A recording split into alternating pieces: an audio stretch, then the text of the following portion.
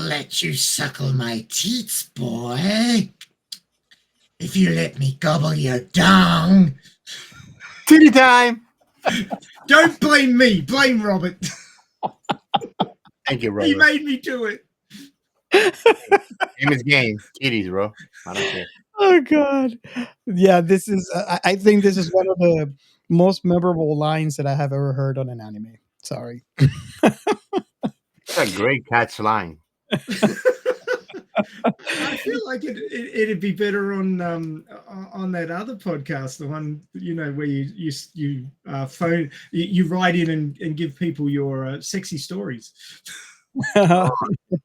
Yeah, You get off podcast about titties. In bed with Nikky, that's what it was. Yeah, dear Nikky. Yeah. Dear Hello, everybody. Welcome to another episode of Science Fiction Remnant. I am not Takakura. I am your host, Robert. And I'm a guy that wants banana. Several.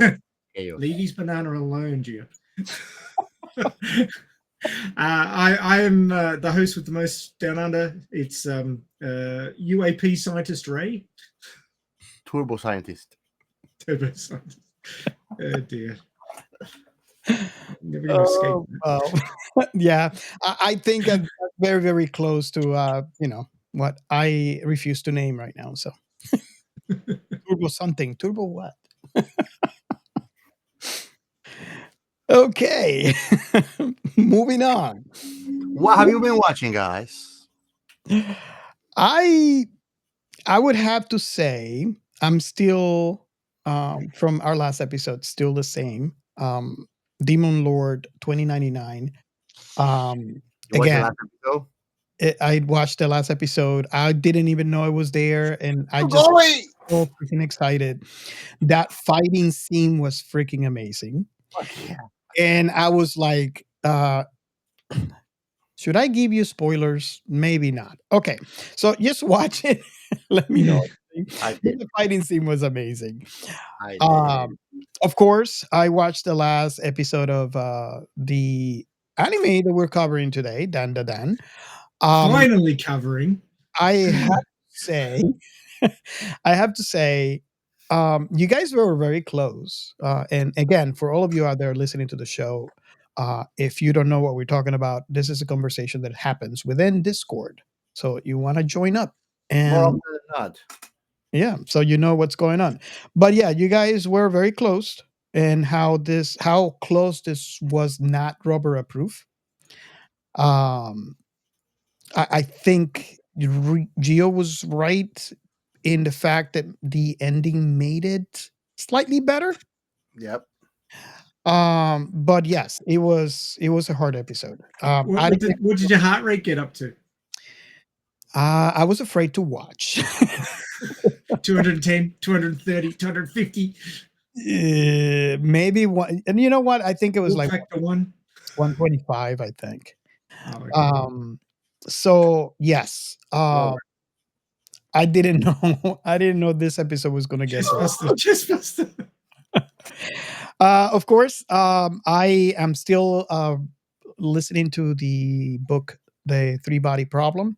I am a little bit past halfway through, and my plan is doing exactly the same thing that I did for Dark Matter, where I actually listened to the book and then watch the show. So as soon as I finish listening to the book, I'm going to start watching the show. But I really can't wait.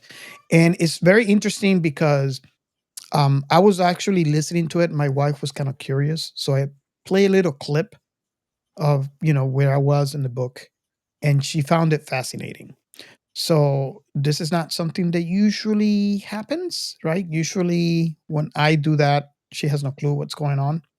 So I don't know what that means, but she's now interested on actually watching the show once I finish the book. So, and that's all the sci-fi related stuff for this week. All right, I want to go next, and I want to share with you guys a conversation about something I'm so pumped about. And Discord, which I don't know why you're not in Discord. You should be, but this is where the good stuff goes. And we were talking about Demon Lord 2099. when I said to Ray to watch it, and he said, "I don't know. Episode 1 left me rather generic. I'll give it a chance on your recommendation, but I hope it gets better." Like, let me put it this way: I like it as much as Cyberpunk 2077 Edge Runners, and I go, like, "Oh, that much." I'm like, "Yes, that good, man. I think you will like it." And then I go, "New episode." I tell Robert, I tell Ray that Robert is hooked up on it. And I think that the forecast for these anime is the perfect storm between sci-fi, cyberpunk, and fantasy. Yes. Then I go all anime boy on it. Yata! And then he goes, "Okay, I made myself watch episode 2." And it went from lackluster episode 1 to fire episode 2, a VTuber. Love and laughter. Hell yes, bro. I have to admit, though, Last thing I expected. I have to admit though, when you mentioned this was a sci-fi show, and I started watching episode 1, it's like, this is not sci-fi. But Yeah. let me watch. Let's keep on watching, and then I was like, whoa. I know. In episode, I think it was 3 or 4, I can't remember. They were at a coffee shop. Did you see the iMac stuck on the wall behind them? Oh, nice. I didn't know. There was an iMac. There was a VHS tape. There was Nintendo Switch. a Nintendo Switch. There was a DVD or maybe a Blu-ray. I'm not sure. One or the It's other. like antiquities on the wall. Yeah. It was like you know when you go to a coffee shop and they decorate like shit from the early 1900s, like gramophones and all that stuff. It was like that. It's awesome. Yeah, it was. I had to admit, it was really cool. I can't wait for the next episode. I like From Demon Lord 2099 that it kind of also brings that golden teaching of like there is value on the ancient ways, you know. And the funny thing is that our two main characters, the hero and the demon lord, are the only ones that are unaffected by the big trap of being with a what's it called, the device, familia, for the familia device. Like they're the only ones that are untouched by that, so they are unmatched when it comes to that. It's basically warning you about putting technology in your head that the government can control. Not only that, but I think it's more too of not trusting the shortcuts to knowledge. Yeah, we gotta cover this eventually, but yeah, I think so. It's really amazing. I like it. Hell yeah, man! And besides that, that I have not mentioned a previous episode, Dan that I was in new episode 2. Hell yeah! Oh yeah. So for me, Shangri-La Frontier is cooking. I need to get back onto that one, bro. You absolutely do. Shangri-La Frontier, although the anime is named after the main game the guy's playing, it's not the only game he plays in it. And the main character, it's not a story about the game, it's a story about the main character and his gaming exploits. It's a story about a toucan playing VR MMOs. Well, he gets pissed off with Shangri-La Frontier because he spends like 5 or 6 episodes trying to get this battery repaired so that he can use these basically mecha from an ancient civilization that he's wanted to try out. But then he realizes that he's got this curse on him, which means he can't equip armor, and it's basically armor. So he can't equip it. And he's so pissed off. He goes, all right, I'm not playing Shangri-La Frontier. I'm going to go off and play something else. And he starts playing a mecha game that he's pretty keen on, full VR. And it's not mecha that you control with your hands. It's mental linked mecha. And the fight scene was fucking phenomenal. All right. No. And the fact that they just completely went off Shangri-La Frontier for an episode and went, oh no, we're going to play VR MMO mecha battles. I was like, whoa. Yeah, I forgot to mention I'm actually watching that, but I haven't caught up yet but I've been watching it. But no, it's nice for it to take a step out of that particularly and do something else that's really super sci-fi. So that was pretty cool. Of course, Demon Lord 2099. I don't need to explain that because it was just explained like 5 minutes ago because that conversation was with me. The first episode really was flat. Like I didn't like it. Yeah, it was flat. It didn't draw you in. And I really think that they needed to do something better with that first episode, because I think they probably would have lost quite a few viewers. And I would not have gone back to it if it wasn't for Geo. So thanks very much, mate. I appreciate that, because from the second episode onwards, it just turned into fire. And I'm like, why did you start with this? I know. Yeah. And of course, Dan, because I can't miss it. And you'll find out more about that very shortly. And the other big piece of news, which of course you poor folks in the US will mean nothing to you unless you VPN out of the US to some other country, which is doing better than you this week for a whole host of reasons. But for this particular reason, Alita Battle Angel is now on Netflix worldwide, except for Canada and the US. Wonk, wonk, wonk. The anime or the movie? A movie, Alita Battle Angel. And it was number one in several countries earlier I don't this doubt week. it. Number one. But I mean, we have it on this. No, is it Disney? Disney Plus. Disney Plus. Yeah, we have it on Disney Plus. Robert and I have Disney. Yeah. Plus. Well, I have it on Disney Plus as well, but Netflix is a bigger audience. Well, yeah. Mhm. And that's what the Alita Army is very keen about, because so many more people have seen it now in the last week than probably went to see it in the cinemas. It had something like 8.5 million views. I don't know that. Wow. And it was number one in a number of countries this week. Globally, it got to number 2. Globally. Wow. And that's pretty good for a 5-year-old movie. Oh yeah. Yep. Well, nearly 6 now. It's a freaking movie anyway, so It's awesome. I mean, look, if you haven't already, go back to our back catalogue and listen to the episode on Alita Battle Angel. You won't hear me on that one, sadly, because these guys didn't have my dulcet tones joining them in the podcast at that stage. But I did. that was the Sorry. hook. That was the It hook. was. We You got threw me. to reel you in. You sure did. Imagine look, trying to eat something and catching a kangaroo. I appreciate the hell out of you guys. I'm glad you screwed up that episode so I could come and sort it out for you and join the podcast. That was awesome. But yeah, and there's later in the season, there's an episode on Rusty Angel, which is the Battle Angel Alita OVAs, where not only did we cover the OVAs, but I solved a few problems with the earlier episode. There you go. It got sorted in the end. Nice. But yeah, I watched it on Netflix because why not? Give it another view. One of those 8.5 million views was me. So Why watch it on your Blu-ray, right? Yeah. Why watch it on 3D Blu-ray on my 3D television? Yeah. That's a great movie. I love it. Gotta have the numbers. Gotta have the numbers, bro. That's right. So that's me for this week. All right, Okay. let's go to the next segment.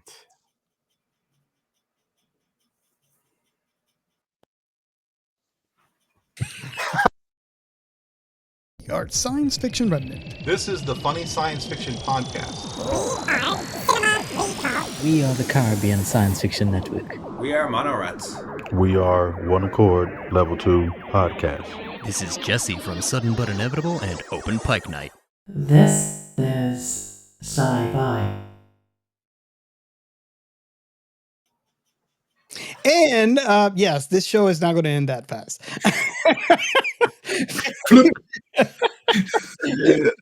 If you are new to the show, this is a segment where we highlight the hashtag This Is a Sci-Fi. And what is This Is Sci-Fi is our attempt to get the sci-fi community together under one banner. So if you are a creator of a sci-fi, anything sci-fi, it could be a podcast, it could be music, it could be a movie, a book. It doesn't matter. If you're a sci-fi creator, all you gotta do is just add the hashtag This Is Sci-Fi to your normal post. And if you are a fan, whenever you post something, you want to just add that This Is Sci-Fi hashtag and follow it. And a couple of things that normally happens is that you will engage with people that either A, haven't been exposed to the one thing that you love or that you created, or two, people that have been exposed to that IP or that creation, and you can engage in conversation about that topic. One thing that I think this would be the second show that we highlight this, and I think I speak for all of us here at Science Fiction Remnant when I say thank you, thank you, thank you so much for the engagement in threads. The sci-fi community has been amazing. If you are not engaging on our threads account, I invite you over to threads and engage in the conversation. There has been a lot of good conversation in there. We have posted a couple of questions. We have a, like there was one that we did where I was asking if you um, had a choice to live in a sci-fi IP, which one would it be? And I actually posted it was Star Trek, Star Wars, uh, The Matrix, and Blade Runner. There was great conversation in there. Obviously, Star Trek won for that one. Which I don't know, maybe it didn't reach the Star Wars community as much. I was kind of surprised there wasn't a close race, but the engagement was amazing. There was a lot of great conversation on with the community. So if you haven't been on Threads yet, if you are on Threads and you haven't engaged with our account, all you got to do is search for the hashtag This Is Sci-Fi, and you'll encounter all those conversations. And go ahead and say hello if you listen to the show and you are in the This Is Sci-Fi hashtag on Threads. Go ahead and say hello and tell us that you are there because you listened to us on this show. So, what do you guys think? I mean, you guys are just recently exposed to the level of engagement that we got, which, by the way, I have to say, it has been a lot more engagement that I've seen on the other socials. So, Yeah, you guys, totally. what is your comment on that? What do you think? What do you feel when you guys notice that? Well, I mean, X is a bit of a toxic environment, unfortunately.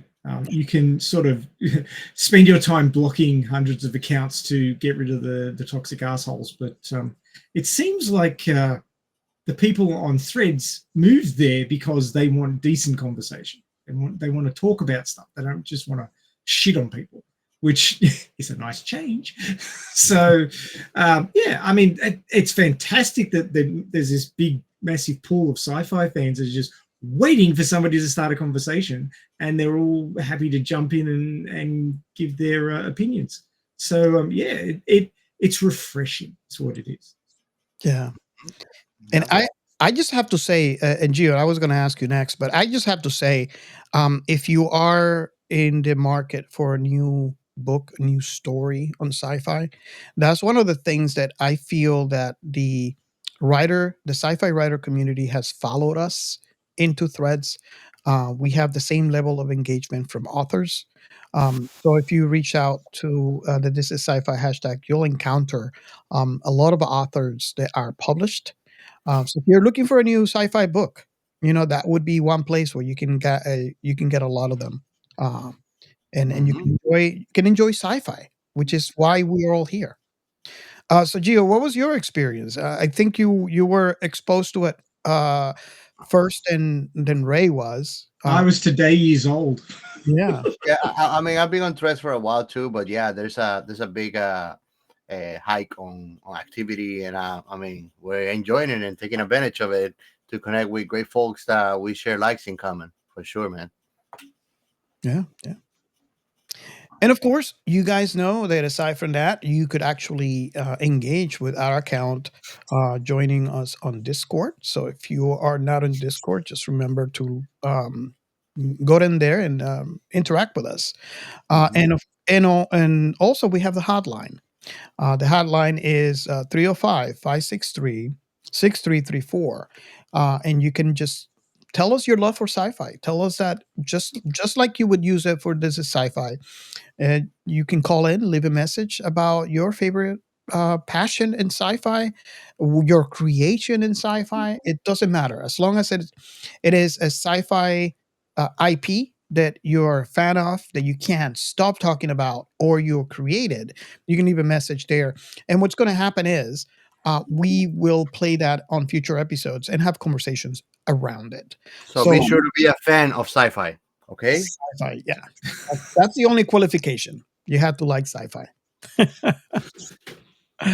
Okay, so can we move on to not the science, but the next segment? Can we? Sure. Can we?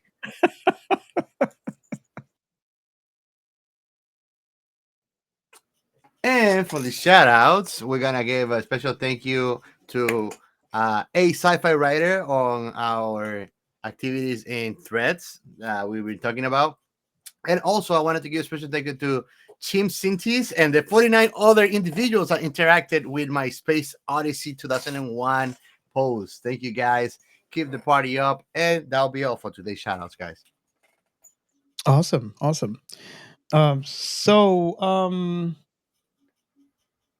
Should we move on to the next segment?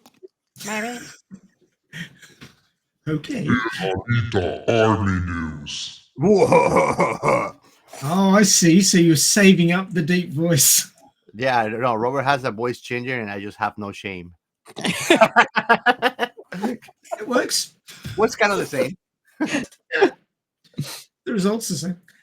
So the Elite Army news this week, obviously I've already waxed lyrical about Netflix and Elite Battle Angel absolutely going wild there. So we had episode 240 of Radio Chaos this week. My God, it just the numbers are getting huge. The topic was Alita versus the AR series. Who wins? So AR stands for Alita Replicant, and there's a period in the light novel, in the manga, where it's called the Badlands arc, where Zalum/Tafaris, depending on which version you're reading, have decided to copy 10 years of Alita's combat skills into androids, and they made 12 copies of Alita. And then they decide, we'll just have them individually attack her and see which one comes out on top, because, you know, that's the sort of shit you do to somebody who's worked for you for 10 years. Not that she's been, you know, like always doing what they tell her to do. She's a bit of a rogue element, really, and that's why they wanted to replace her with something more controllable, but it didn't work out that way. But so the question was, could Alita, you know, in various scenarios beat the AR series? And the upshot was yes. Alita has more than just her skills. She has grit and determination and lots of things that the androids had removed from them so that they were more controllable, but then they weren't as capable. So you would have needed at least 4 or 5 of them to beat her, and one of them probably sitting on a hill nearby with an anti-material rifle. That was the consideration. Just keep shooting till there's nobody moving. Don't care about your side. Kill everything. But yeah, so that was the episode. Of course, we had a massive news section about what's been happening with Netflix, and of course, because Alita Battle Angel, we've been campaigning for a sequel for forever. All of this positive interest coming through Netflix is a boon for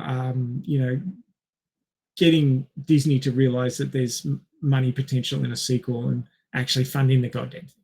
So the feeling is that it's on an upward trend now, and we should hopefully be hearing sometime in 2025 a sequel announcement. So that's the feeling. The dream is that our grandkids are gonna see Alita the Army sequel. The grandkids, Jesus. I want it before then. So you mean Bryson? Yeah, Bryson's gonna be an Alita Army recruit. He's gonna carry on the legacy of getting a sequel. You got it, Bryson. I, I, I think my daughter is training him well. He started with Star Wars and he's loving it. As long as he's a Jedi, he's not a Jedi. That's fine, bro. Well, with his little, tail there, he might be a Sith. So I don't know. You just gotta show him what he likes more: red or blue or green. I'm sure that he's gonna go Purple. red. He's He's already singing the opening sequence for Star Wars. So yeah, nice. Okay, so is that should we move into Yes. the main topic? Let's roll on into the main topic. But first of all, I want to say, please go and watch this. It's on Netflix. It's also on Crunchyroll. Go and watch Den. Do yourself a favor and go and watch it. We are going to spoil the crap out of it like we do every week with whatever we talk about. But of course, well, I wonder about this because this show has so much freaking clout. If you are not only that, everything is so great about this show. You know how you're always so pumped that you like watching opening themes on animes, and I usually just watch it once and then you skip it. This one, I always watch it. Yeah. Always. But what I was going to say is, like, you're on Instagram, you're in TikTok, you're anywhere, any social media you're in, yeah. It is flooded with content about Dan. Reddit. Tons of in all the anime memes. It's all Den anime memes. But I'm saying, even if you don't follow the anime thing, there's so much clout on this that it just feeds over any other feed. And there's the from the music.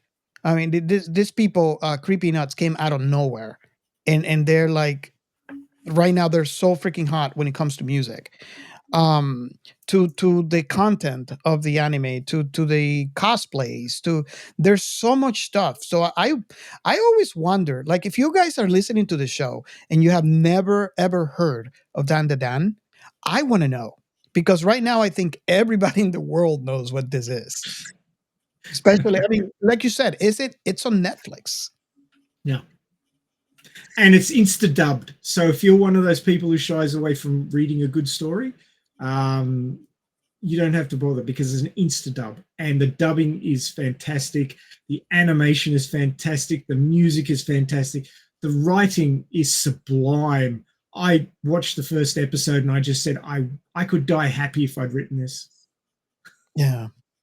So before we get too deep into the main topic here, I just had to say all those things here, because it's just so fantastic for me to realize that this is everywhere. And I really want to know, if you never heard of this and you're hearing it for the first time here, I really want to know this. But before we get too deep into it, do we have a plot for this episode? I know it's I do. Look, found you know how Wikipedia, I normally go to Wikipedia, but for individual episodes of shows, especially like anime, that the episodes are short, you often don't get a plot. Now, there is an exception: Star Trek. The Trekkies write these massive plots for every single episode, and we demonstrated that with our episode from Star Trek TNG recently. That I went to the Star Trek wiki, and there was a huge plot. Okay, now I happen to be on the Dan wiki, because they have their own wiki, because they're a big group, and I have a plot which I believe, for a 23 minute episode, is longer than the Star Trek one. Wow. Yeah. So this will take a little while, guys. Bear with me. Should we summarize it though? But it's very hard to summarize something like this, because you just it ends up getting disjointed. But anyway, I'll talk fast. Momo, I say, becomes infuriated with her boyfriend after her boyfriend insists that she lend him money for a date, and becomes prompted to make an attempt to kick him after he suggests that they have sex in a hotel, resulting in their breakup. Heartbroken, she confides in her friends, who question her attraction to her ex-boyfriend. Momo admits she was drawn to him solely because he resembled her favorite actor, Ken Takakura, a reason her friends deem absurd. As Momo walks through the halls feeling downcast, she notices a male student being harassed in a classroom. Deciding to intervene, she sits at his desk, giving the bullies a stern look until they stop. Afterwards, Momo leaves, but is soon approached by the student she had defended. He eagerly engages her in a conversation about aliens and UAPs, which is unidentified aerial phenomena, the new version of UFOs, because, we've always got to change up these things, which only serves to exacerbate her mood and with his incessant chatter. Although she has no plans of befriending him, Momo apologizes upon realizing she hurt his feelings and confesses her belief in ghosts over aliens. Hearing this, the male student smirks and in disbelief and at the existence of ghosts, prompting Momo to defend her stance by mentioning her grandmother as a spirit medium. This has led to a heated debate over their beliefs, culminating in a challenge to prove whether UFOs or ghosts are real. Late at night, Momo and the male student, who she nicknames Occult-kun, reaches their respective destinations to determine who is correct. Momo enters Nagi Hospital, where Occult-kun suspects UFOs might appear, while Occult-kun reaches a tunnel where Momo suspects a ghost might manifest. As they talk over the phone, Momo shares her past resentment towards her grandmother, having been bullied by the boys around her, including the one she previously liked, after being required by her relatives to perform the ritual in public. She then reveals that she eventually forgave her grandmother and started believing in ghosts after realizing the value of her role as a spirit medium, and what she actually hated was not the bullying, but her crush mocking her guardian. Soon after, Occult-kun encounters an elderly spirit known as Turbo Granny, which was our quote, who offered to have him suck on her breast in exchange for performing fellatio. Yes, that's what I said at the start of the show. Please forgive me. Occult-kun then flees in terror while denying the reality of the ghost. Momo warns him about the Turbo Granny ghost, explaining that being caught by her in a race means being cursed. Hearing Occult-kun screams after the ghost catches up with him on his... No, that's not right. He wasn't on his bike. He was running. Momo sets out to help him. However, upon glancing ahead, Momo is struck with fear at the sight of three enigmatic figures lurking in the hallway. In a panic, she attempts to flee, only to be captured and restrained by them. After waking up, finding herself strapped to a chair in her underwear, the figures identified themselves as Serpos, an extraterrestrial species seeking to obtain reproductive capabilities akin to those of humans. We are a friendly race to human females. We don't like human males. They're not used to us. One of the Serpos reveals a mechanical device in their lower region intending to extract her womb and reproductive organs through sexual means. Yes, it got a little rapey. Momo struggles... Bro, it's rapey. Momo struggles against her bitings, but the Serpos employ psychokinesis to induce a state of arousal in her. Yes, they tried. I need to learn that. Just as they're about to proceed, a ringtone from Momo's phone diverts the Serpos' attention, leading to their astonishment as Turbo Granny emerges and bites off the device. Yes. She gobbled his dong. His cyber dong. Cyber Yes. And no, the science behind science fiction is not covering cyber dongs. No, that was covered in another episode we did. That's right. Space truckers. Space truckers. Cyber dongs go to space truckers. Momo soon realizes that the ghost is actually a Occult-kun under her possession. The Serpos attempt to prevent the possessed individual from intervening, but are unable to react swiftly enough as Turbo Granny attacks their lower regions and removes their mechanical devices. Yes, she bites them off. After being pinned by their psychokinesis, Occult-kun offers to fulfill the Serpos' desires, revealing his longing to meet an alien due to his lack of friends until he met Momo and pleads for her safety. The Serpos, however, reject him and continue to heighten Momo's arousal. With their space dongles. With their space bananas. As this continues, Momo recalls her grandmother's instruction to perform the ritual in order to release her key and manages to accomplish the task, resulting in her unlocking psychic abilities that help her break free from her restraints. Kind of handy, that. Yeah, let's all start doing this. Maybe we can unlock our psychic abilities. Where did I get up to? Momo then suppresses Turbo Granny's possession. Oh, hang on. I jumped ahead a bit.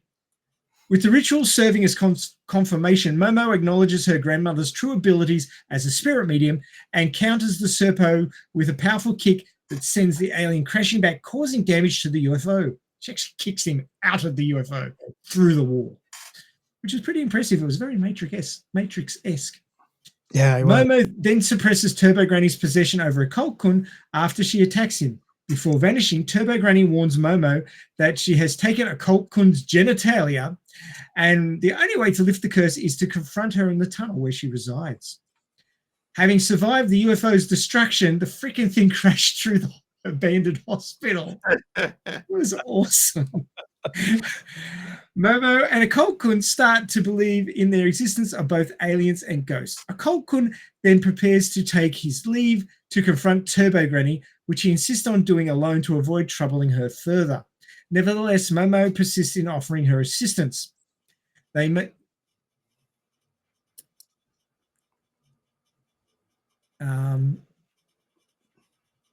Occult-kun accepts her generosity and apologizes for his behavior, explaining that it is due to him being an awkward fellow. I'm an awkward kind of guy. What can I say? Yeah. Hearing a phrase reminiscent of Ken Takakura, Momo becomes taken aback but quickly regains her composure, dismissing her misconceptions. After inquiring about his name, realizing that she hadn't asked before, Momo is left speechless upon learning that Occult-kun's true name is Ken Takakura. Dun, dun, dun, dun. And then the UFO explodes behind her in one of those awesome sort of I don't look at explosions moments. Yeah. This is by far one of the best closing of an episodes I ever seen. And this is a combination of what's happening in the story, the effects that it's displayed on the drawings, but also the music that is accompanying this scene. It's just it grabbed me. I know that.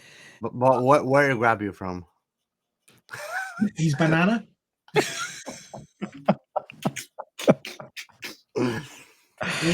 we require your banana. He pulled a Turbo Granny on him. But everybody was after bananas. It was very high demand. I have to admit, this anime, and I know I have talked in other episodes here that we discuss other animes that are unique in their style, the drawing style. This one in particular, it's totally amazing because they are going out of the way to making. Well, let me rephrase this. You know, when you watch an animation and they show you 3D environments using the 2D style drawing. But in this anime, I'm not sure exactly how they are doing it, but they're actually giving you 3D visuals on a 2D and not just with the drawings. Because it doesn't look like that's just the drawings. I've seen it done in drawings before. And this is not. I think there's. I don't want to go as far as saying they're using computers. Maybe they are putting that to the this effects level that you're accustomed to. I think it's more the drawing style used. The drawing style life on it. I think they're playing with some different types of recording that styles.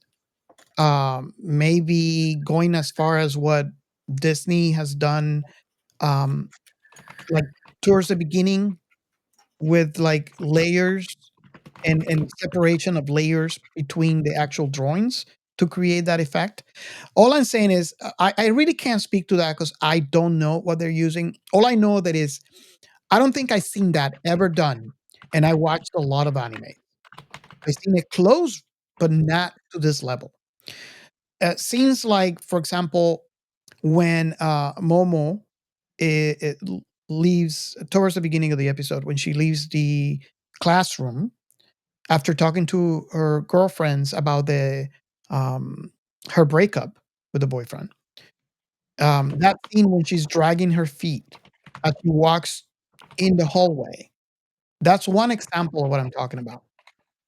That style of movement within an anime, I never seen before. And I'm sure I probably watch more anime than you. I have seen similar, but Exactly. it is very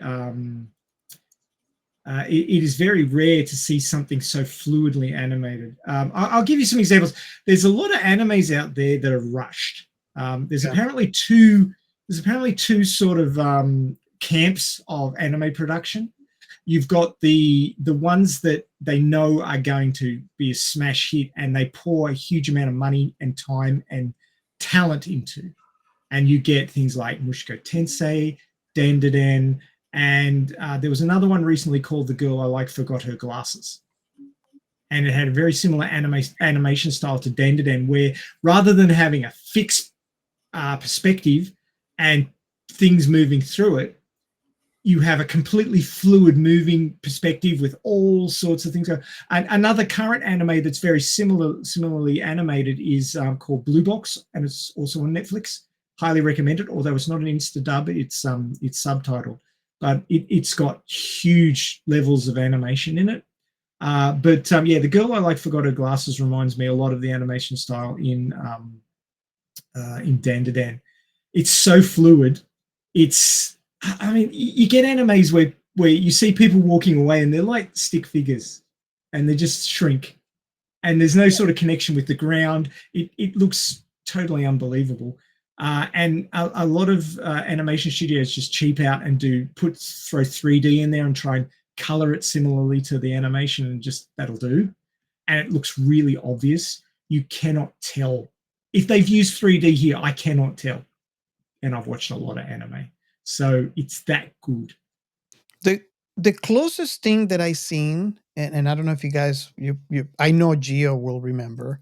I'm not sure, Ray, if you have. I'll be surprised if you haven't seen this. But the closest thing that I can remember off the cuff would be Call of the Night. Oh yeah, Call of the Night. Yes, definitely seen it. And interesting enough, Creepy Nuts also does the music for this one as well. Yeah, I don't think Call of the Night's quite at the same level, but it is quite smooth. Yes. I mean, Momo walking down that hallway, she's not walking, she's schlepping. Yes. You know what I mean by schlepping? She's dragging her feet and sort of schlepping down the hallway because she's pissed because she just broke up with the boyfriend. Well, she tried to kick him in the I think face, that one thing that you both deserved it. didn't mention that I think is very impressionable on the animation, and I think that it's not very noticeable if you don't watch closely, is how the style and the definition of the image transitions from very like greedy or very simple to super detailed. Yeah. Like for example, in episode 2, when they're looking at each other, looking for each other all across the school, and they don't find themselves, they're sitting on a chair like across a hallway, and it looks very like simple, over simple. Like there's no more than 10 shades in every image, and out of nowhere it goes into her eyes, and her eyes full of detail. And the anime is full of these transitions all over, and you don't really notice if you don't observe, but it creates or evokes emotion and impression on the viewer in a very subtle way. You don't have to go far into the second episode. You can, within the first episode, when Occult-kun goes out to the hallway to talk to her and tell her that I know what you're interested in, and he shows him the magazine, and then he looks at us at the camera. That face that they draw him on was like what you would probably find on a cartoon for kids, like from the freaking 80s. It's like very, I don't want to say low detail. Simplified. Huh? Simplified. Very simple. And then when they move, the change of scenes of, I want to say camera, but that it's just as animation here. Then immediately they go to like full detail. Yep. It's like back and forth. Don't go far. I actually just Google search Dan animation style. And it says that it's an animation style that focuses on color, movement, and scene construction.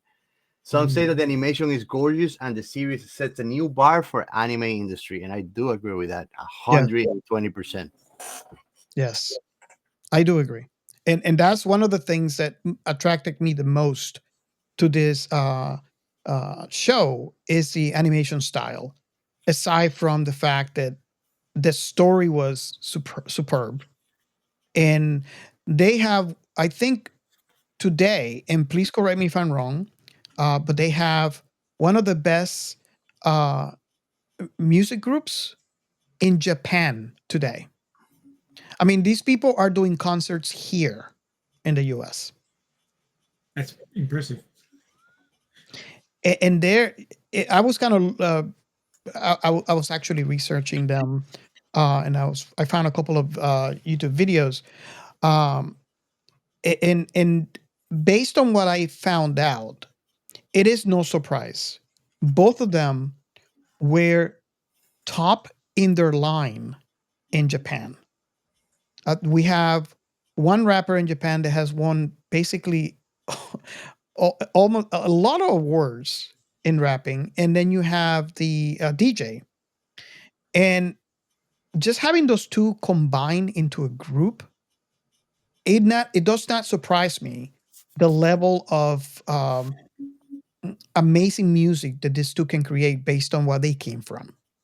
One thing that if you notice uh, from their music, for example, there is the first song that became viral, and I'm talking about worldwide, was from this other anime.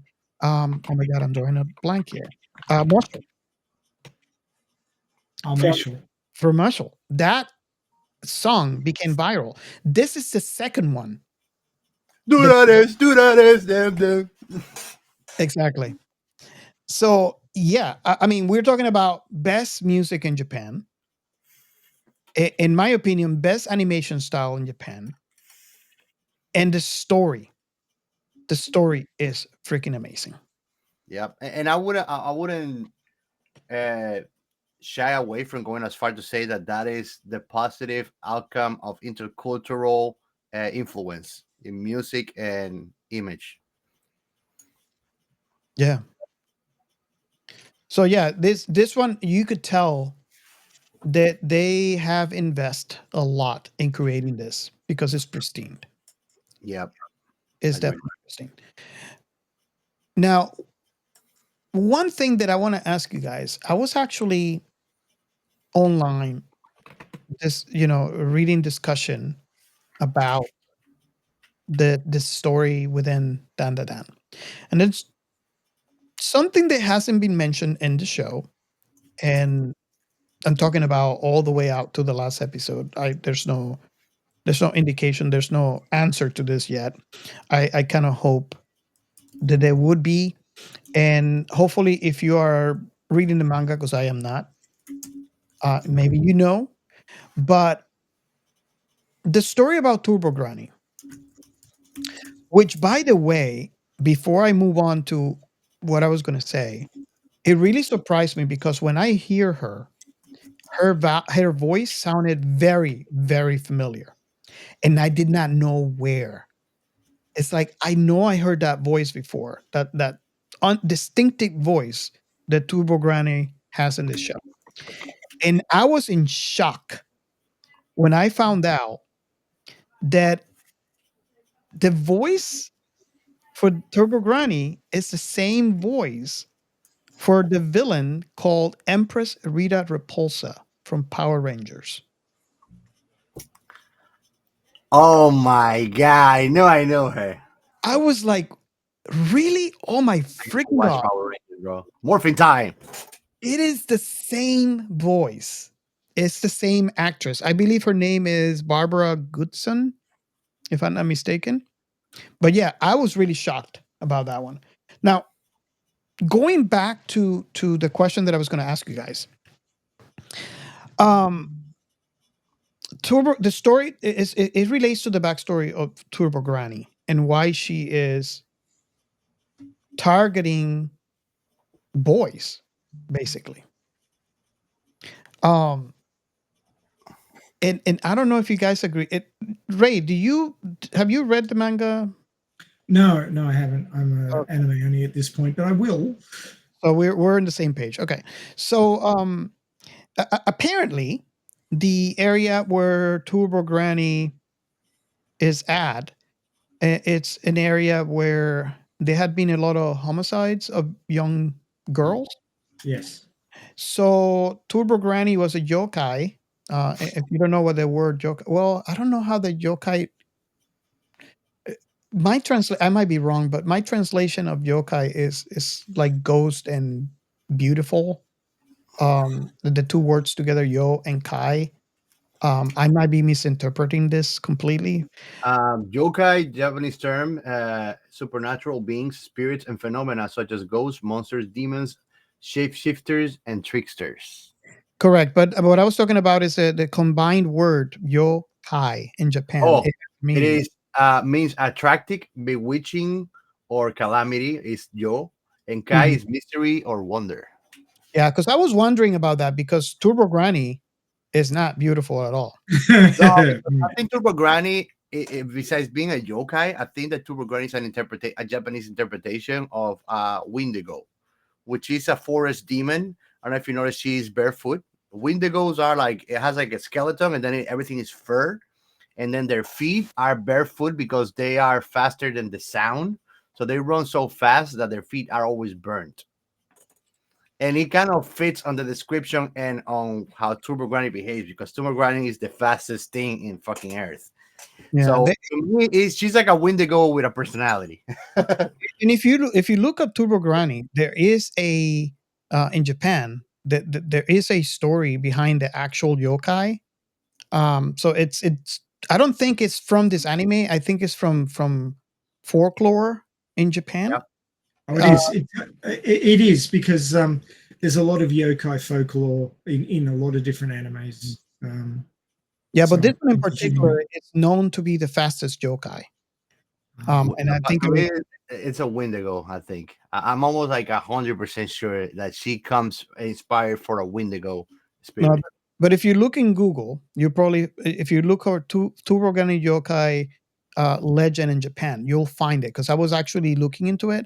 Unfortunately, I don't have the details. I was just, when you go in online and you get into the rabbit holes of questions, especially for a deep thinker like I am, I found a lot of things, and I was really surprised that it was not a creation for the anime. This is actually part of the folklore. This is one of those, how do you call those? Uh, you know, horror stories they tell.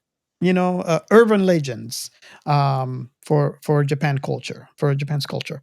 But the question that I wanted to ask is, she is kind of doing that and removing the genitalia because it's kind of like vengeance to all the dead young girls that happen to be in that location, in Japan. And Yeah, it's a vengeful spirit. it's a vengeful spirit. So, and again, I don't think they tell this in any of the episodes yet, right? And I just wanted to ask you that. I want to preamble with this and let you guys tell me your thoughts on that. But what I was thinking is, when we fast forward towards kind of like the latter part of this episode, where Momo is strapped to the chair by the Serpos, and they're about to, what we mentioned, the racy part of that. Yes. I believe that it was not Occult-kun that actually went through the phone. It's actually Turbo Granny, because this is what she is. This is what she does. This is another young girl that is in trouble, and she's not going to let them die. So she came through to actually defend Momo. I think it was both of them actually, because obviously Turbo Granny's cursed him, and so he's stuck with her controlling him. But he also has a strong sense of protection for Momo, because he said that, I don't care what happens to me, but I got to protect her because she's the only person who's ever stood up for me, and he wants to return the favor. So I think it was both of them. I think they both wanted to. Agreed. Because I don't think he would have been able to go through the phone if Turbo Granny wasn't on the page. Yeah. And prepared to assist. Yeah, I was just reading a lot of conversation about it, and this kind of surprised me. I did not know, and to this point, I don't know if that is actually true, but it kind of makes sense to me that she, obviously yokai could be vengeful spirits. Based on what we see so far, this is a place where a lot of young girls have died, and she's there to protect. And I mean, we fast forward, we kind of see when they were able to defeat Turbo Granny. You get to see how the souls of the young girls kind of like freed up, right? But that's in future episodes. But I just found it interesting, and I wanted to ask you about that because I was reading about it, and it makes sense. It makes sense to me that, I mean, I'm not saying she likes her. It's very obvious that It's an instinct. I think it's not something that she chooses. Yeah. I will say. Yeah. So I guess we kind of skip past the first question like we normally do. This is what we do in the show. So if you're new to the show, the first question normally asked in the show is, how old were you when you watched the thing we're covering, and what was your very first impression? This is a new anime, so we were at least this year old when we watched this thing. I guess I can go first and say, I want to say thank you for, and honestly, I don't know if was it. I think it was Ray. Yeah, it was me. I watched the first episode and went, holy shit. Right now I'm losing track because Gio recommends stuff, you recommend stuff, but I want to say thanks to Ray because I started watching this based on your recommendation, and it just grabbed me from the first second that I pressed play because of the music. Yeah. And it did not lie to me. As it continued, it just increasingly got better and better. And it gave me the best endings of an episode that I have ever seen. And actually, I want to extend this outside anime. I'm trying to remember, and I think maybe because it's fresh in my mind, this has been the best lately, the best ending that I've seen on an episode on any show. So it just grabbed me. The animation style, like I mentioned before, the music and the story. And I was in awe watching this. And I remember the only thing that I hated, and this is something I try not to do, whenever there's a new anime, I usually let it flow so I can binge it. This one is so good that I just had to watch it. And the thing that I hate the most is the fact that I have to wait a week to get to the next episode. It always ends in a I want to say cliffhanger, but I don't know if that's the right word for it. But yeah, it's like reading Ray's book while he's writing it. God. I wish I could put out a chapter a week, man. That'd be awesome. And that is actually my first impression. So I don't know who wants to go next. I can go next. This one took me out of that field. It got me addicted. Better than drugs. Hell yes. Uh, and honestly, I think that I'm gonna start reading the illustrated versions too, because that's how good it is that I might not be able to really sit and wait for more. And I think that this anime is one of those animes that is gonna change the industry as it is. I think that it's gonna be that influential in anime. That's how good it is. I would have to agree with that statement. It's definitely raising the bar for anime. Oh yes, I think that it might set up unachievable heights. Because the problem is that you cannot imitate a perfect formula. You cannot make the perfect storm twice. It just happens once, and you have to enjoy it. So I hope it doesn't ruin the anime industry. What about you, Ray?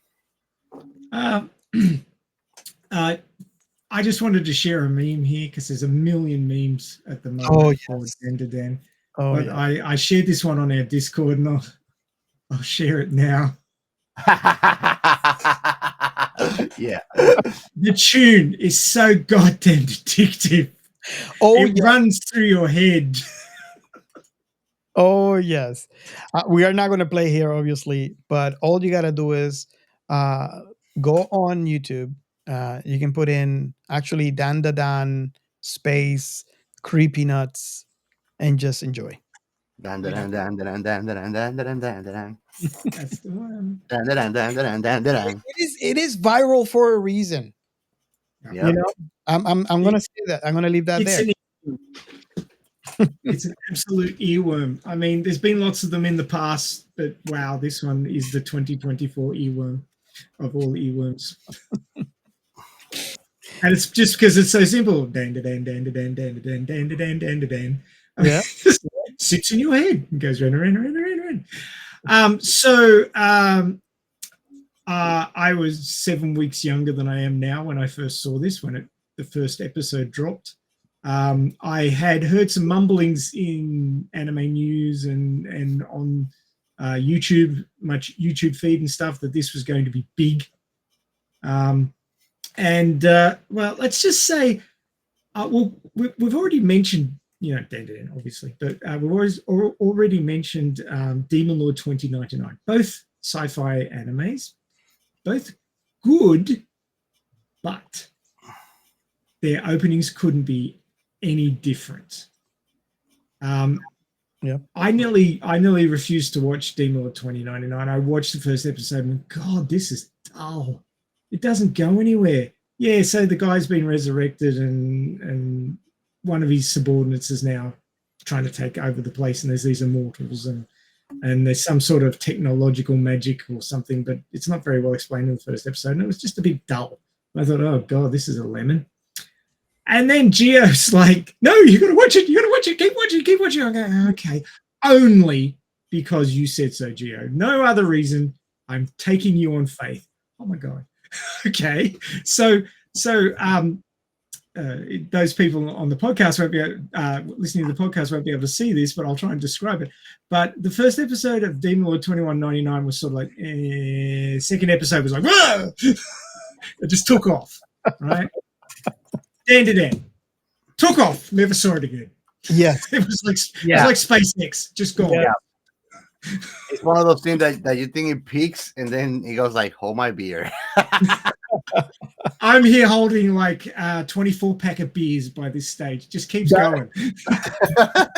Then told Demon Lord 2099, oh, you think that was a star? Hold my beer. Yeah. There isn't a moment in the first episode that isn't engaging. It's a roller coaster ride from start to finish, and it's bookended so well. The opening two scenes, which is the fight with Momo and her suddenly ex-boyfriend, who's a complete scumbag. And the only reason she went out with him is because he looks like the actor Ken Takakura. And at the very other bookend is she finds out that Occult-kun's name is actually Ken Takakura. and he actually uses one of the guys, unknowingly uses one of the guy's catchphrases, and she's like been waiting for her Ken Takakura. There he is. So obviously, this is not like 100% focused sci-fi. In fact, the first 2 episodes are sci-fi-esque because of the aliens and UFOs, and then they sort of go background. I'm sure they'll be back, but they took 2 beatings in the first 2 episodes, and then they sort of limped off with their tail between their legs. But they'll be back. I think the Serpos have got some legs on them. Yeah, You mean the bananas between their legs. They need to reproduce, bro. They can go extinct.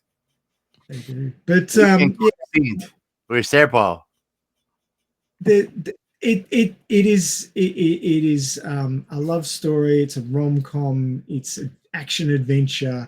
It's got a cult in it. It's got a bit of science fiction, and it's a roller coaster. It just keeps going. There's no getting off this sucker.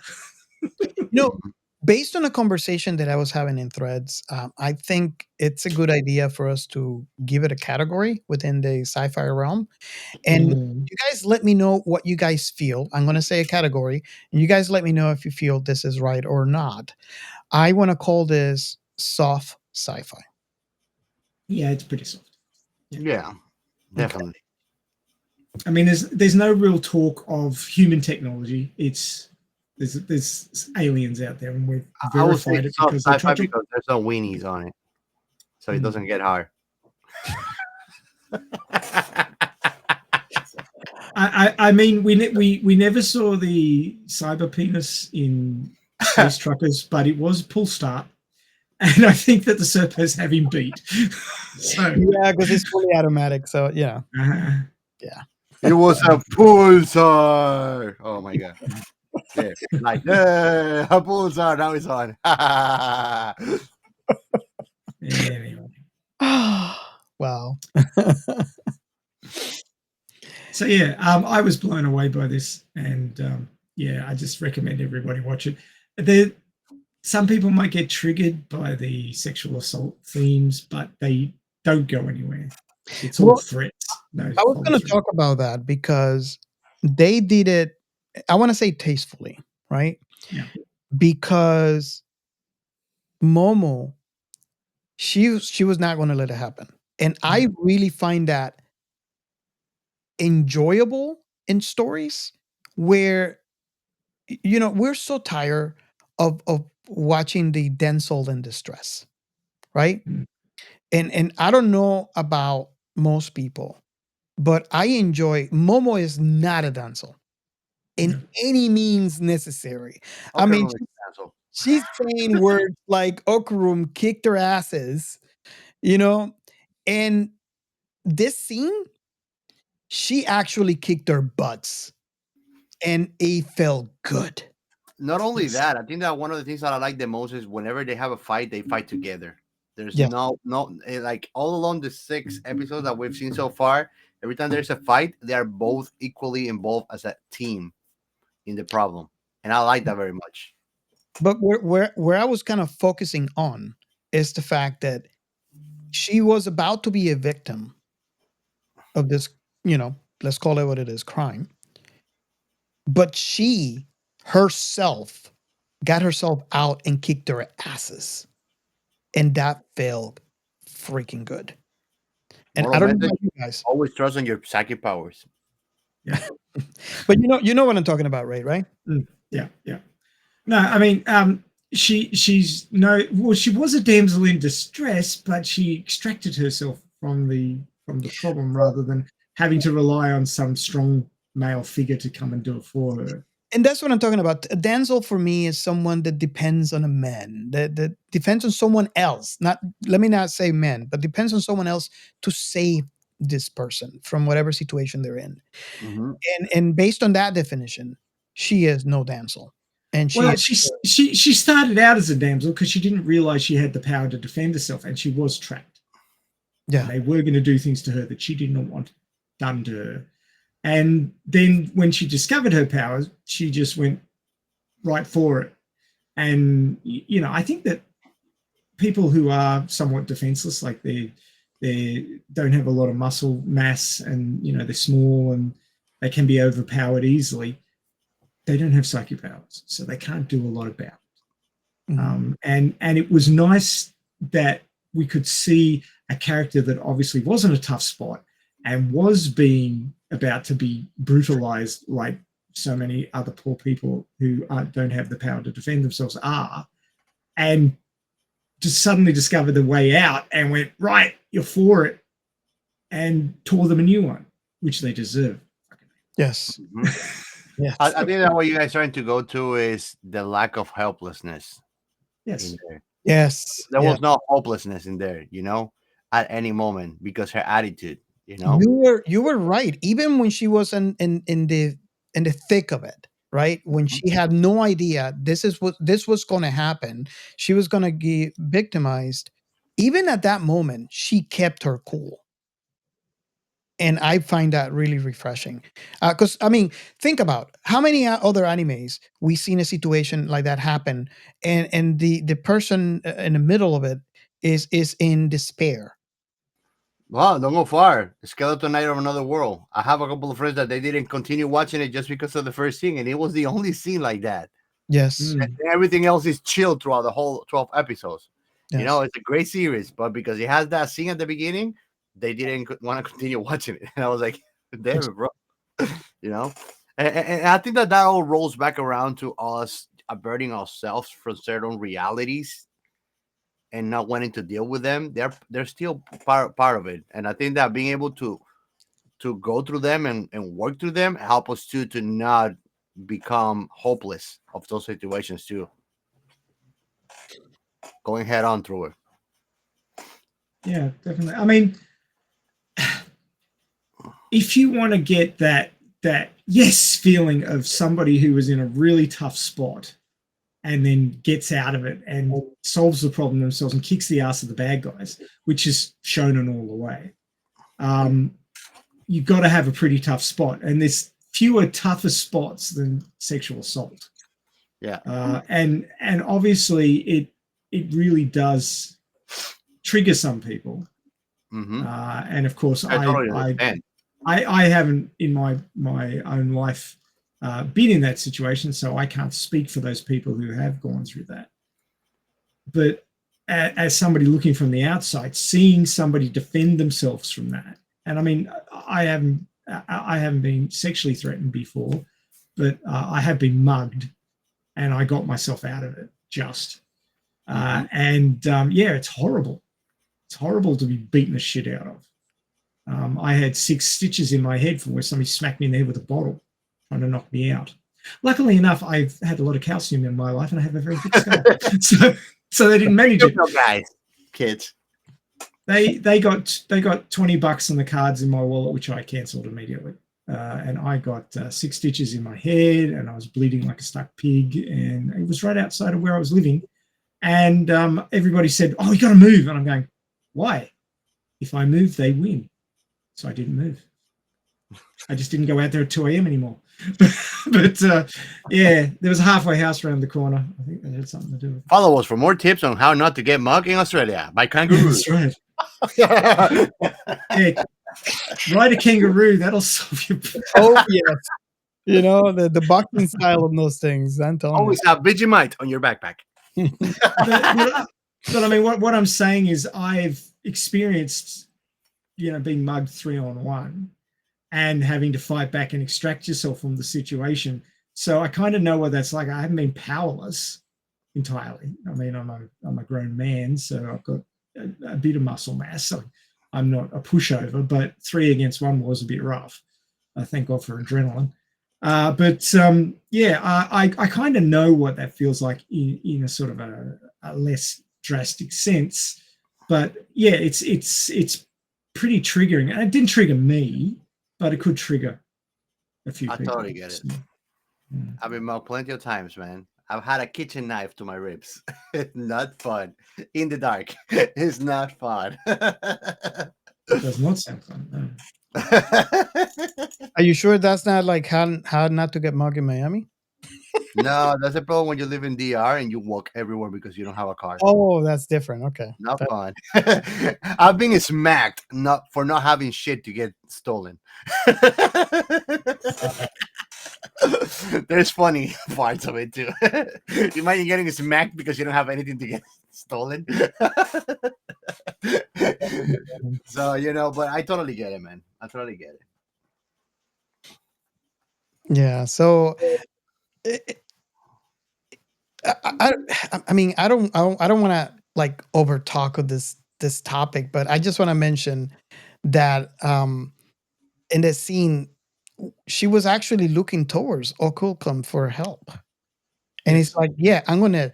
That's the scene that I was talking about, where she said Occult-kun kicked her asses, and he's like, yeah, I'm gonna do it, and then he got splattered. It's like, well, I don't think I can do it. With the serpogrammetry. Yeah. So yeah, it's I agree with you guys. It's one of those things that I was a little nervous going in.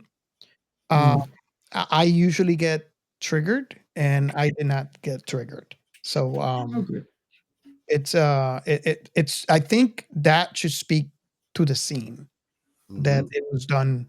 It was basically done right, and it was very refreshing for me. Gio, is there any other scene that you could recall from this anime that really took you it just make you go wow, that maybe this is your best scene on this episode? I mean, that was the highlight of the episode, but I really enjoyed the interactions with Okarun and Momo in the school, because I can relate. I was like that awkward guy that didn't have many friends. So I relate so much to Okarun's day-to-day in school. Like, that was my life. Like I was that awkward, like not to talk to cute girls. Like it would take over me. I became a piece of shit after I grown up. Didn't give a crap. Whoa, what a segue.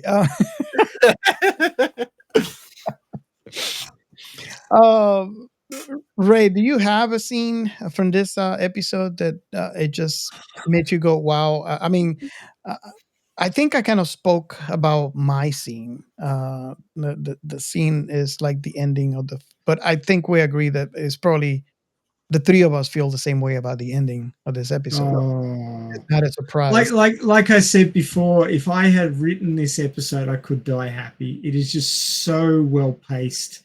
It's just brilliant. I don't think I've watched it 6 times already.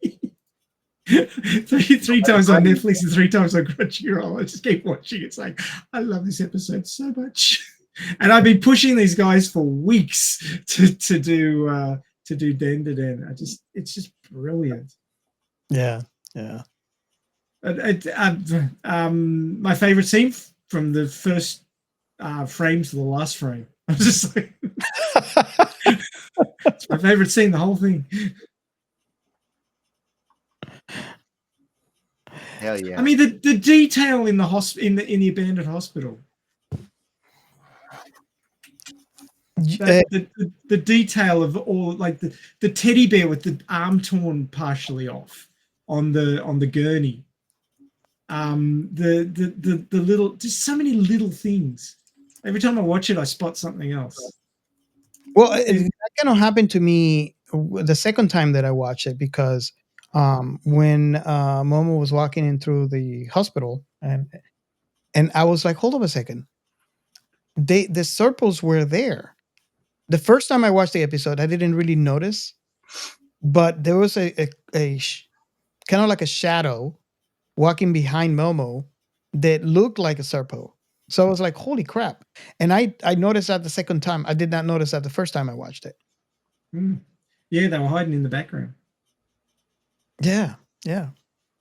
And I think all of these things, all these little things are put there for the people who really love it and want to get something else out of it every time they watch it. So they put all these tiny little things in. It's very deceptive, not in a bad way though. because like Gio was saying, you get these simplified parts of scenes, simplified shots. Mhm. And this happens a lot in anime where they do a simplified thing where they're sort of talking off topic or to the side, or there's sort of not necessarily being sarcastic, because Japanese don't really do sarcasm. It's more sort of irony or just being unimpressed with the situation, and the characters want to put that forward, and then they simplify the scene, and then they go back to the detail again. And it's a funny thing. It sort of breaks the narrative so that they can say something without it interrupting the narrative. It's kind of a sort of a little bit of mental gymnastics when you're watching it, and they do that in this one too, but it's nowhere near as obvious. They simplify the art style, but they don't necessarily change it up ridiculously, so it flows better. I mean, this whole thing just flows so well. It's crazy. I think, and you got a point there. I think this anime it uses that as a storytelling mechanism, and I think is the, how can I say this? It is the best way. It's an example of how to use it right. Yes. When they move, I mean, Gio was alluding to this at the beginning of the episode, and how they switched over from detail to no detail, and as a storytelling mechanism, I'm going to say it again. This is the perfect example on how to do it correctly, because it works. It helps the story. It helps you immerse into what's going on. Yep. Yeah, Agreed. And I mean, we can't really talk about a lot of the stuff that happens in the later episodes, but oh my god, it's funny. Yeah. Poor Okarun. His sausage and meatballs get stolen by Turbo Granny, and she loses his meatballs. Oh my god. Yep. Yeah. Yeah, if it, you know what, I'm kind of curious if you guys out there are listening to this episode and you never watched this and you watched this first episode. I want to know from you guys. I mean, this episode is one of those. I mean, it's so rewatchable. You know, granted, the entire anime is rewatchable, but for some reason, I don't know what it is. This first episode, like I think Ray has alluded in previous episodes that we were talking about, they could have just ended there, right? And it would have been, it's gold, right? It's perfect. And it's so rewatchable. So I'm kind of curious if you guys are listening to this and you have not watched this and you go ahead and watch it because of what we said. Let us know if you agree with that statement. I'm really, really curious. I honestly have this is new experience. I mean, I've seen animes like Ray mentioned before, they come very close to this, but this to me is unique. It's truly unique. It's truly unique. So can I get a little bit sci-fi? Yeah. Okay, so obviously the sci-fi element is aliens in a UFO. And what a generic 1950s UFO it is. Oh my god, yes. Let me share this now. Of course, Netflix being Netflix and Crunchyroll being Crunchyroll, neither of them will let me take a screenshot. So I have to share Netflix being Netflix. Now let's see if this works. It may or may not. Oh, there we go. You can actually see it.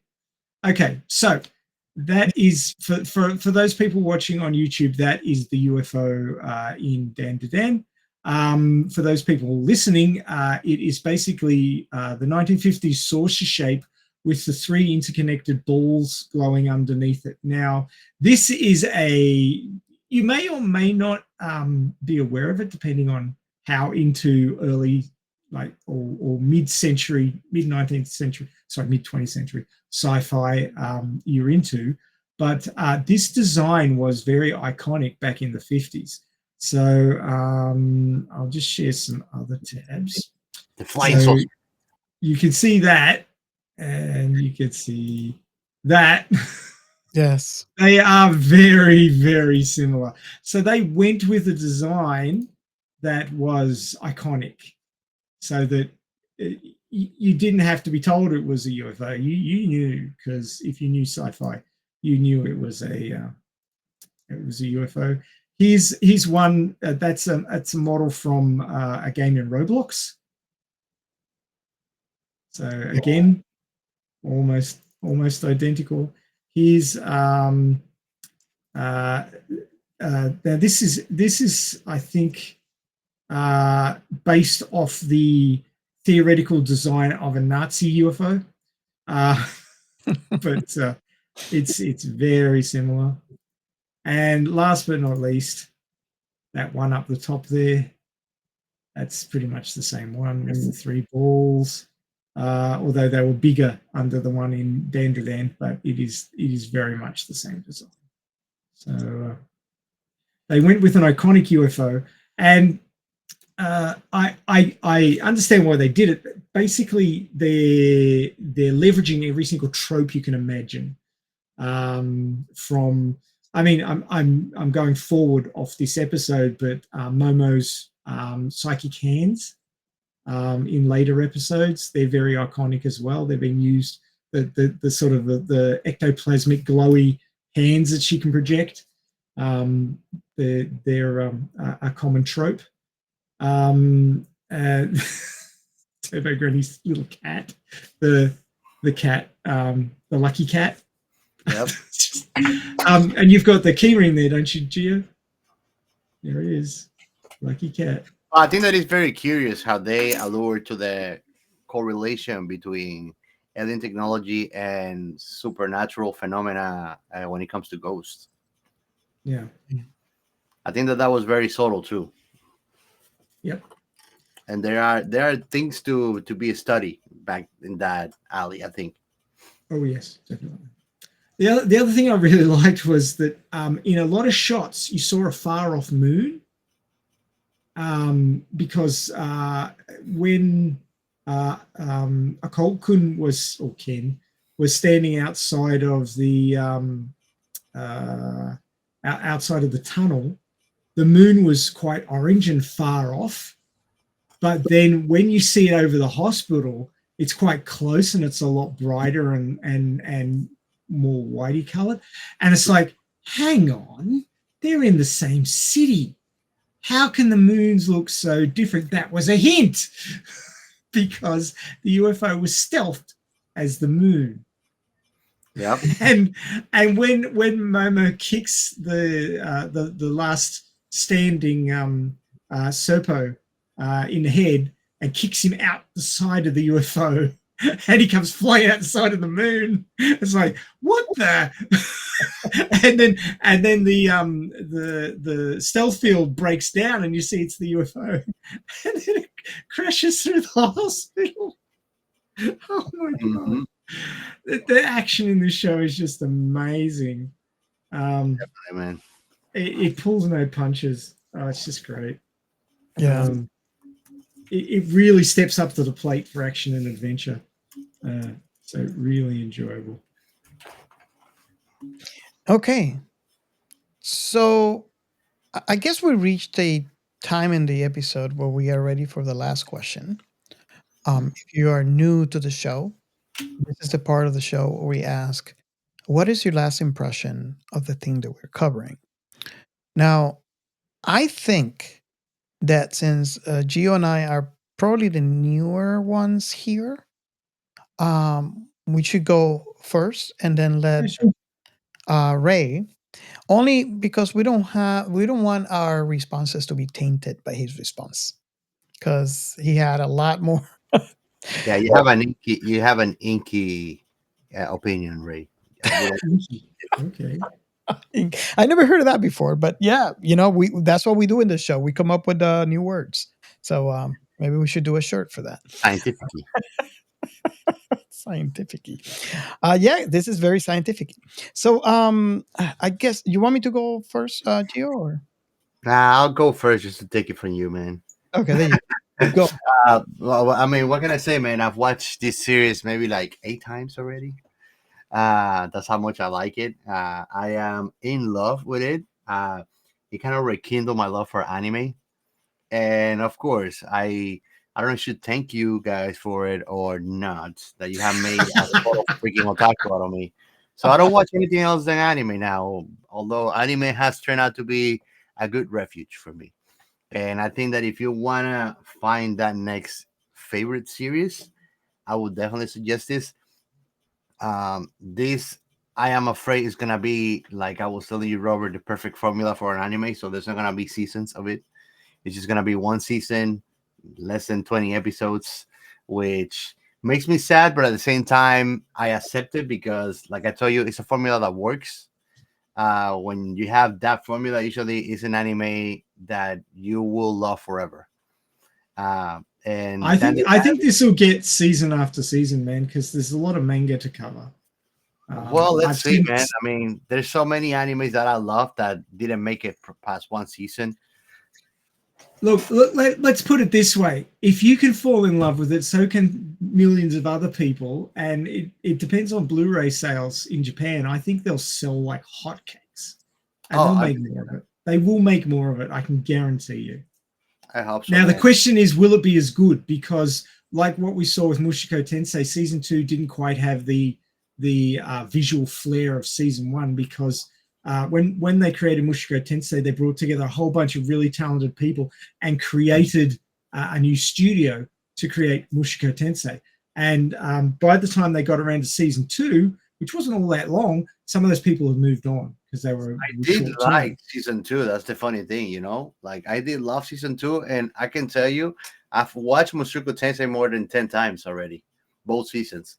Oh, season 2 wasn't that bad, but it didn't quite have the visual splendor of season 1. But I don't think it downgraded from it either. It didn't really need it, but I mean that absolute gobsmacking, oh wow, visuals. They weren't as many or as powerful, I don't think.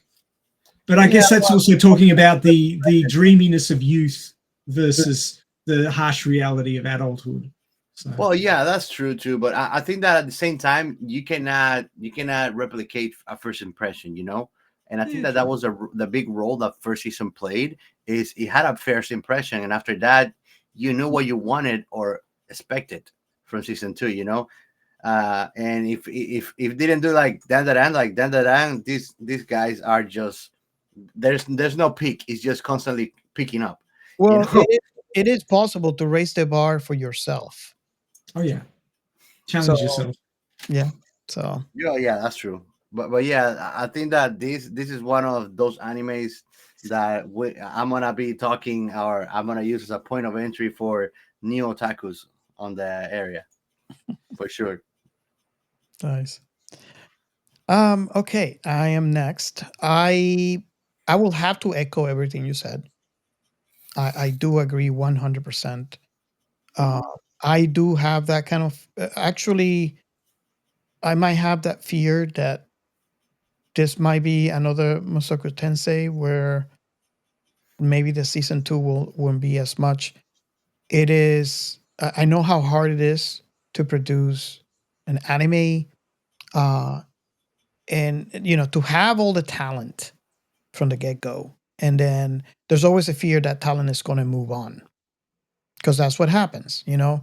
You go into, you know, if you find a better job tomorrow, you know, I'm not going to blame you for going there. You know, you have the right to better yourself. Same thing happens for this artist.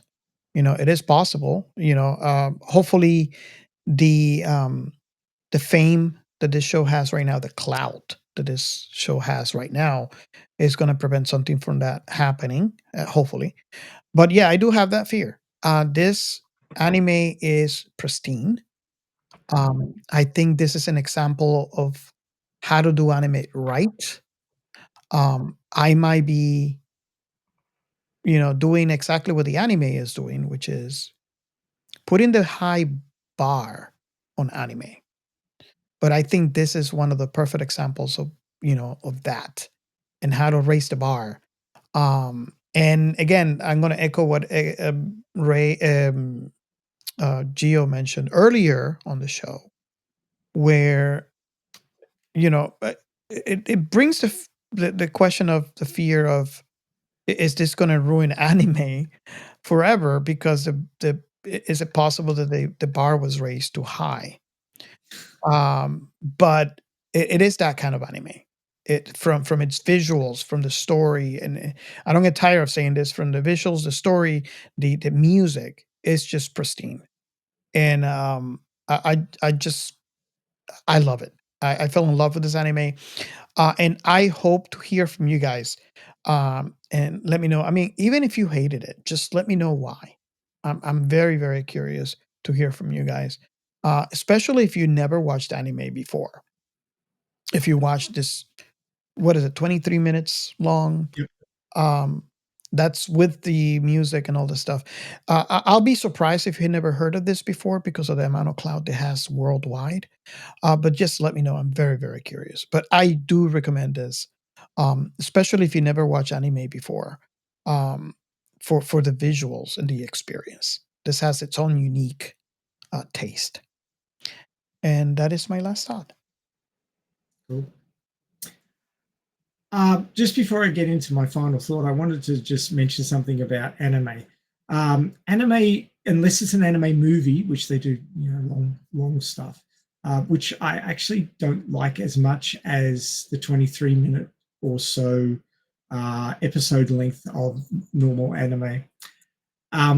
It has a real advantage in that you can, like, I watch an episode of anime while I'm eating my breakfast in the morning before I go off to work. That's how I start my day, and it improves my day greatly, especially if it's Thursday Friday. It's Thursday in the US. Friday morning when Dan drops for me.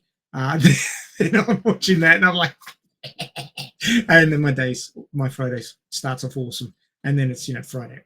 So, but the way that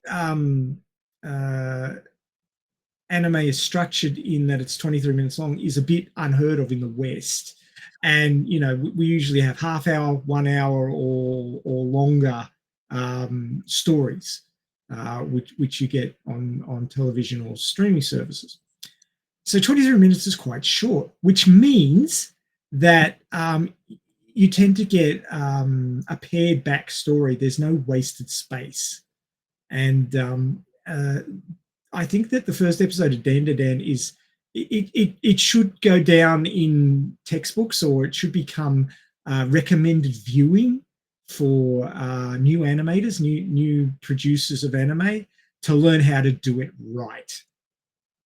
Because there isn't a single wasted moment in this show. They don't sit back and go, oh, let's have pretty pictures of sakura blossoms floating in the air and all this sort of thing. And now there are some animes that are very soft and very sort of thinky and go very slowly, and they have a bit of conversation, and then they just go quiet and you just get to think about it. Days with My Stepsister, which was last season's anime, is a perfect example. That one was one of those deep, it wasn't even a rom-com, it was just a romance. And it had a lot of quiet moments, and it worked for what they were doing. But when you want adventure and you want excitement, you go see Dendere, because that thing is just balls to the wall from the first moment. And like I said before, from a writer's perspective, me being a writer, if I had written this episode, I could die happy. It is just brilliant. From the setup, the payoffs are great. The final payoff is like, they took one of those tough guys don't watch explosions as they walk away moments and just cranked it up to 11. Because it wasn't just the explosion. That was her head exploding, basically. That's what they were alluding to. Because she has this thing about finding her own Ken Takakura. And at the very start of the episode, she's like, I just broke up with my boyfriend. Why'd you go after that scumbag anyway? Oh, because he looked like Ken Takakura. I mean, anything to do with this Ken Takakura actor, she's into. And then she's gone through this hell and back kind of situation in 23 minutes with this schoolboy, this otaku that she doesn't even know his name. She hasn't even asked him what his name is. She just started calling him Occult-kun for the hell of it because she had to refer to him as something. And then she goes, "Oh, by the way, what was your name again?" "Oh, my name's Ken Takakura." And she's just standing there going, "Ah," and then the UFO explodes behind her. And it's just like, bookmark. It's just so well done. I watched this episode and it finished, and then they started playing the outro music, and I'm just sitting there with my mouth open. Yes. And I'm like, I've got to tell the guys about this one. I've got to tell everybody to watch this. I looked exactly like Momo Mm. just watching the ending. I was just Oh. mouth open. The credits are going through, but I'm still processing. Yep. They did what? and as a viewer, you didn't know what his name was because it was never mentioned. Yep. So shame on you. I wondered too. I was like, hold on a second. Didn't he just say he didn't say his name? Nope. And I went back and rewatched it. It's like, yeah, they didn't say his name. Nope. She came up with a nickname for him, never asked him his name. Nice. That is the power of the writing in that episode. It's just freaking amazing. And yes, I know that it's only it's almost sci-fi adjacent with some aliens and a UFO, but it was kind of like the main shtick of the episode was, oh, UFOs aren't real, no, ghosts aren't real. Come on, let's prove it. And it was proved pretty solidly. So yeah, it's part of the story. And it is.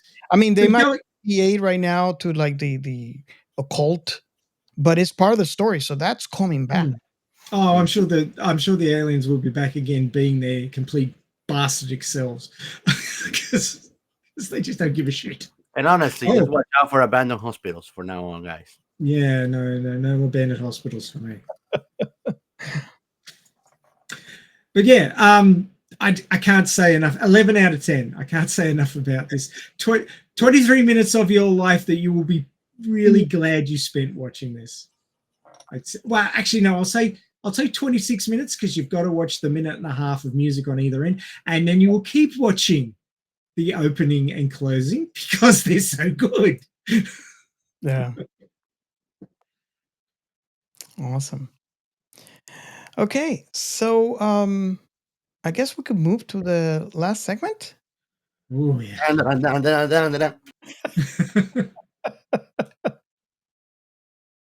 Sci-fi.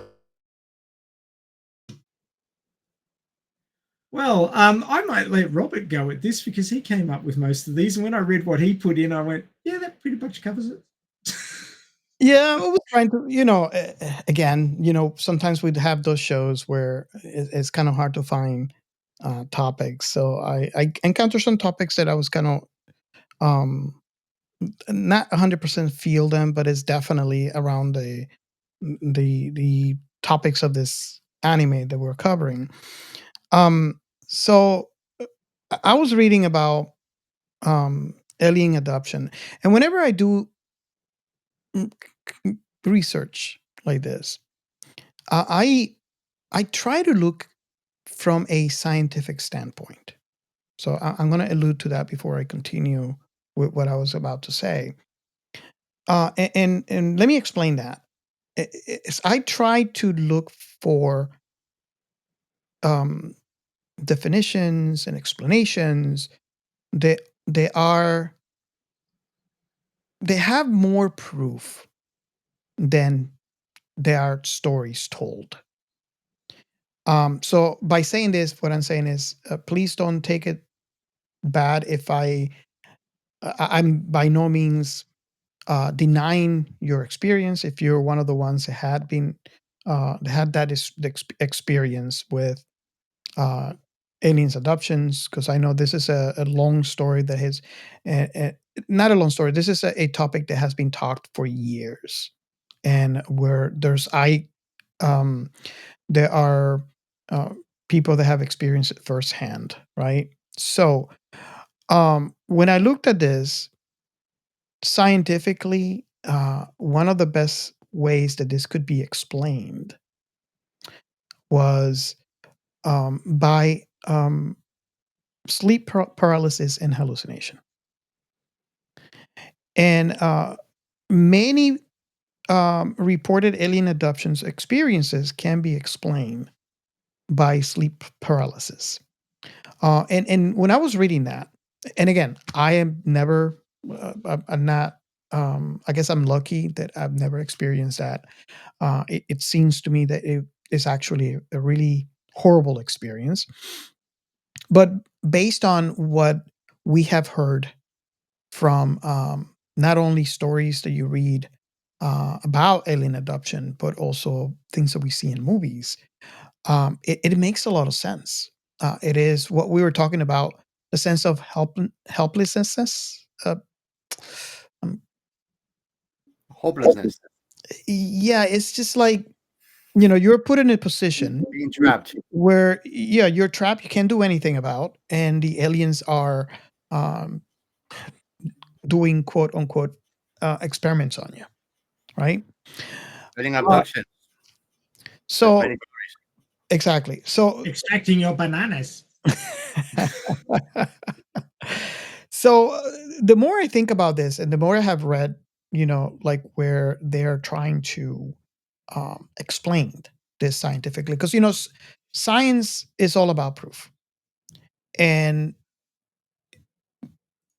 one of the things that I can say, for example, is like that's why the topic of God is so um, difficult within the scientific community, because since to be part of that scientific communication, scientific discussion, you need to be able to have some proof. You need to have some experimentation. However, when I discuss, and you guys let me know if you feel this way, but I was reading this and I cannot see the commonality between what the accounts of alien abductions feel like based on what I have read from people that have experienced it, to having a sleep paralysis with hallucination. And it makes a lot of sense to me. What do you guys feel about that? I mean, I'm just trying to bring the two together on the two. It kind of makes sense to me in my head, and that's the reason why I'm bringing it up. Well, my my approach is to, um, spout facts that we have or evidence, and when there's no evidence or it's undecided, say, well, it could be this, this, or this, Yes. and not actually. I can say, well, I believe it's this, but I don't know. Certainly, UFOs and UAPs exist. Yes. Unidentified flying objects and unidentified aerial phenomena do Yeah. exist. They could be planes, weather balloons, meteors, or alien spacecraft. We don't know. So we can't really say either or what's happening there.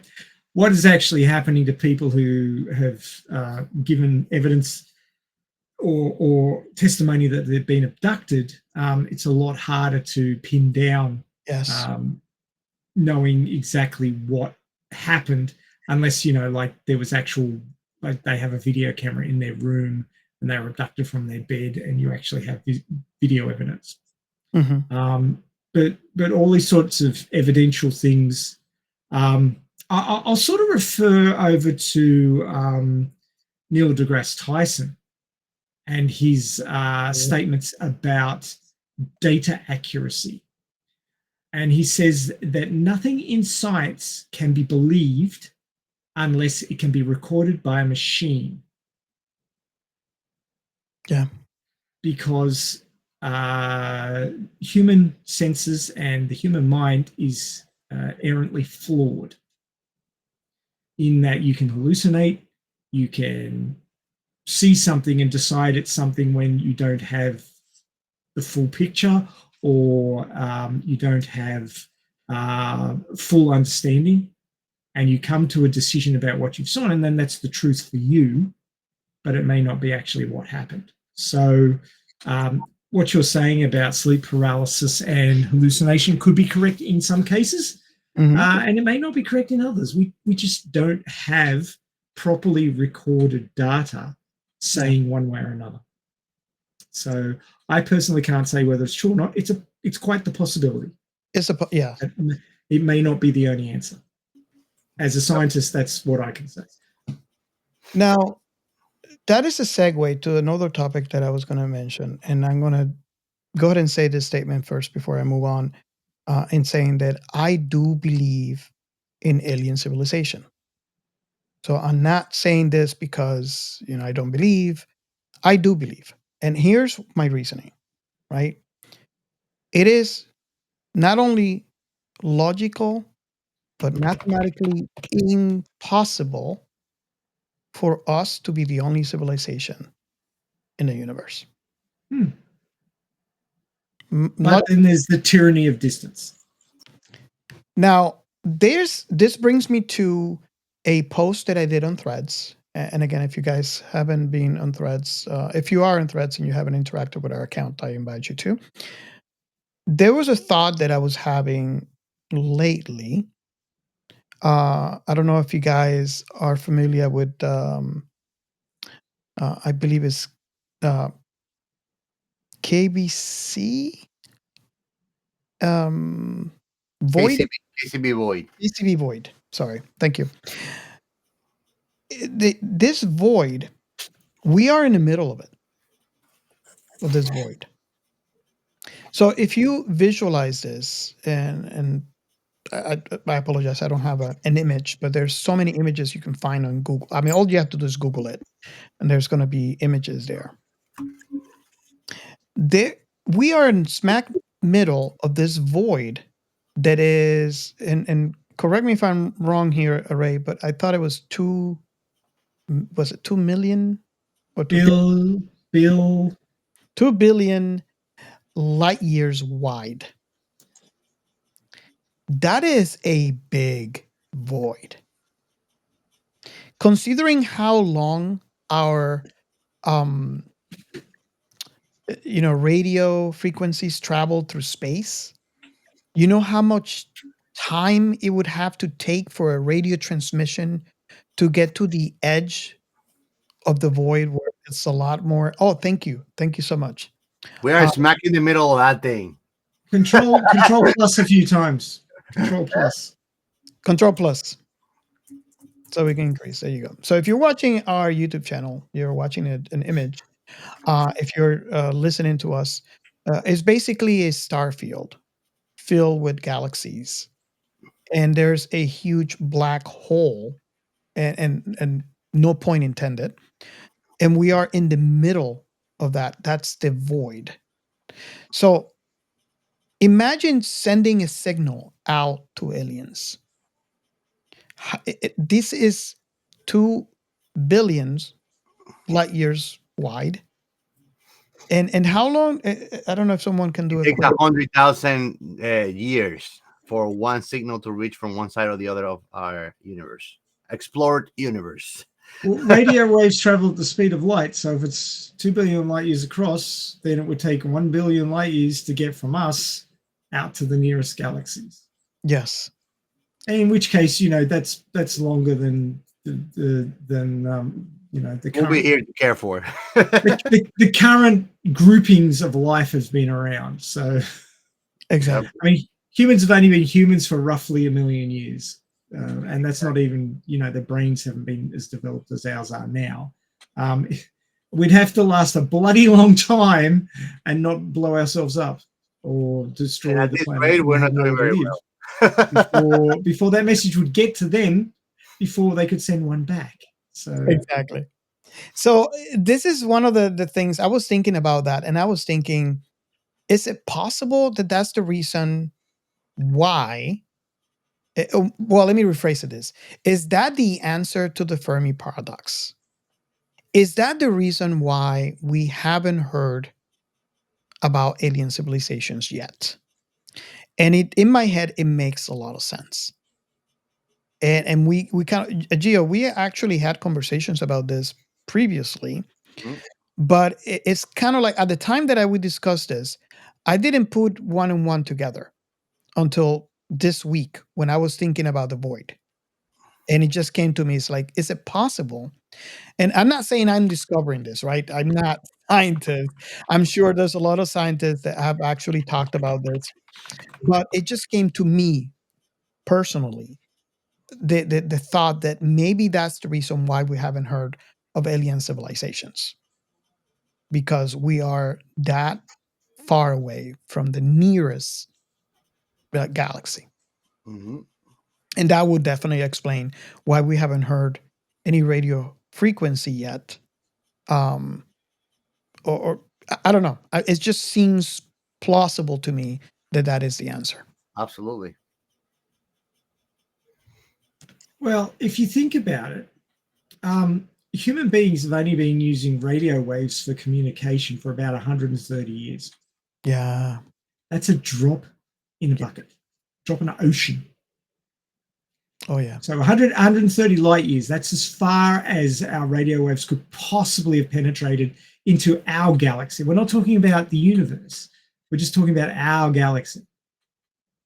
Yeah. So they've got a bloody long way to go before they've crossed even our galaxy, let alone got anywhere near that boundary of that big empty space. So, I mean, look, there could be other alien life forms in our galaxy that we have yet to meet. They could be observing us and decided not to interfere until we get to a certain tech level. Where they feel that we'd be able to handle the fact that there's aliens out there with much higher tech levels than we have. Because, you know, the military types that react badly to finding out they're not the kid with the biggest stick on the block could be problematic. But I mean, the whole thing about communicating with aliens. I mean, even if you look in Star Trek, they talk about having other ways of communicating that are faster than light. Yeah. And that would be something that would be besides faster than light travel, faster than light communication would be the other thing that was absolutely fundamental for creating a galactic society. Yeah.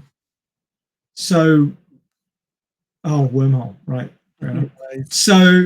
So the question is, what are the aliens using to communicate, and can we actually pick it up?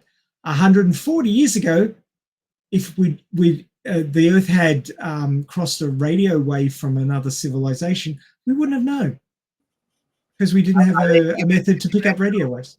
Are they even three-dimensional beings? Exactly.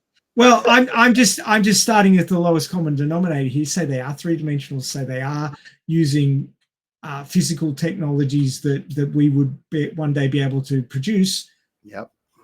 We may not have the ability to intercept the communications that are already being sent to us because we haven't developed the technology yet, and that might be the key that unlocks the discovery of alien civilizations. Because once we develop that technology and we go, oh, check this out, there's like the galactic internet, and we just toned in, you know, we just discovered it because we built that technology and now we can interact with it. I mean, there's all sorts of energy waves and particles and things buzzing around in the universe, in our galaxy, across our planet, through our planet, neutrinos with stupidly long wave signs. But all of these things might be methods of communication we just don't know how to receive and decode yet. You imagine neutrinos being the radio wave that they are using for communication? That'd be freaky. Wow. But at least you'd still get reception in a car park. Hey, I want a neutrino cell phone. Yeah. I don't care where. You could be the core of the planet. You'd still get reception. Oh, yes. Not sure how well you'll be doing down there, though. Another thing that I was thinking while I was doing my deep thinking, because that's just what I do. What would the nice guy be outside the void. That must be impressive to witness. Because I mean, we're watching all this galaxies from our telescopes right now, and you see the night sky, and we are watching all this from the void. What would the night sky be if Earth wasn't inside the void? Or What do you mean, like that space was full of galaxies? Wow. Probably wouldn't it'd be be- so starry night. It would be more like be day busy. all the time. I'm sorry? Yeah, night would be sort of like twilight because there'd be so many stars, Yep. so much light coming down. It I mean, mo- yeah, it begs the question: if you were in a more populated area of the universe, would there be so much radiation, being light or whatever frequency, That's that life couldn't develop because it was always being bombarded? Yes. Maybe our little pocket's the only one that's got the conditions suitable for life. Yeah. No, it makes sense. It makes sense. I mean, I'm not saying we're the only galaxy. Please don't get me wrong. I mean, one example I can bring is Andromeda. You know, Yeah. we are in the void. All I'm saying is we are inside the void. And it's not as populated with galaxies as would, outside the void. Mm-hmm. So I don't know. I just wanted to ask you guys that because I was looking at all the different, because there's tons of images. I mean, all you got to do is do a quick search online and you'll find tons of images. And I'm looking at that and I'm thinking, wow, what would the night sky be? Obviously, there's valid reasons that, the Ray just mentioned, that maybe that's the reason why we are alive today, because we are in a protected, I should say, Yeah. bubble, right? From because all that would be a lot of radiation that could have prevented life from forming in the first place. But if you take that aside for a moment and imagine, I don't know, in my head, I visualize something beautiful. And, and I don't know if this is the same for you guys, but Yep. That was an interesting thought that I hadn't had before. So thanks for that, Robert. yeah, oh, that's my overthinking brain. It's a good one too. Okay. Well, I think that kind of wraps us up for this episode. All I can say is go watch Ended. It's awesome. You'll love it. So, of course, we love talking about Ended and so many other IPs. And where you can catch us to talk about those things is there's a number of places, but the best one is our Discord channel. Discord's very easy to join. If you're watching YouTube right now, you can scan that QR code, or if you have a look in the show notes for the podcast, there's a share link there. You will need to sign up to Discord and get the app on your phone, or get the program on your PC. But then you can join us on the Science Fiction Remnant Discord, and there's so many other awesome Discords that you can join up to as well. And I have about 30 or so. That's about as many as I can handle. But from things from shares of light novels to things about Alita Battle Angel, to obviously Science Fiction Remnant, to gaming groups, role-playing groups, people who are keen to play. What are you in particular the role-playing groups? Sondere, Lolly? I was thinking more the furries. But anyway, so there's Captain, turn it up a notch. I always turn it around on you. You know that. So yeah, there's all sorts of people on Discord and all sorts of groups discussing all sorts of things, and of course there's the Science Fiction Remnant, which we talk a lot of stuff about sci-fi and animes, and sci-fi animes as well. Of course, there's music, AI, all sorts of other things. So do join us on our Discord. We'd love to have you there. And remember that with conversational communities, you get out what you put in. So start talking, and other people will talk back. That's generally how these things go. It's called conversation, and it works the same on the internet as it does in real life. Not that all of us do a lot of conversing in real life these days, but that's just the way the world is at the moment. So yeah, check out our Discord. We'd love to have you there. We'd love to talk to you about what you're interested in sci-fi, or have you give us your opinions on IPs that we've already covered, or ones that you can recommend. We have a couple of websites. The first one is sciencefictionremnant.com. That's our main portal for the podcast. You can find our current episode and our back catalogue there. Easy to clicky and go listen format. There's also some short articles there about things to do with sci-fi and science, which you may find interesting. They're short reads, so you can pick them up in a break at work, or when you've got a few minutes and want to read something scientific-y, then you can check that out and have a read of those. We also have another one that's in its early stages at the moment. It's thisisscifi.net. That one's more for creators, where you can talk about your current works, spruik them up, and find out what other people are working on, and generally support each other in this sci-fi creationist community. Do check that one out.